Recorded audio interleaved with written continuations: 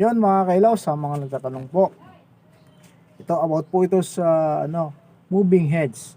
Boss, paano pag ang ilaw niya minsan gumagana, minsan nawawala? Ano po ba ang sira niya? Salamat po kung sasagutin. Ano po yung mga kailaw, depende po ito sa sira kasi ayon po sa aking experience, ano po yun mga kailaw, mag-check po kayo sa bumbilya, pwedeng bumbilya na po ang naging sira po niya. Kung bago naman ang bumbilya nyo, check nyo naman po ang igniter ballast nyo, pwede naman po dyan, kasi ang igniter ballast, kahit gumagana po siya, minsan 15 minutes o 30 minutes na namamatay, nagkakaroon po ng problema ang ballast kapag umiinit na po siya. Kung bago naman po ang ballast nyo, check nyo naman po sa blower pan.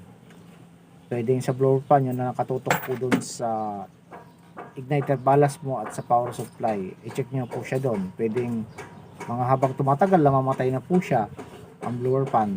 Kaya yun ang nagiging cause po niya kung bakit namamatay po ang ilaw ng beam mo. Kung na-check nyo na po lahat, kung ganun pa rin, pa-check nyo na lang po sa tech para sigurado po maobserbahan nyo naman po. Huwag niyo pong kalimutan mag-follow sa aking Facebook page. Sana po may na-share po ako sa inyo kahit sa ganitong paraan. Thank you for watching and God bless.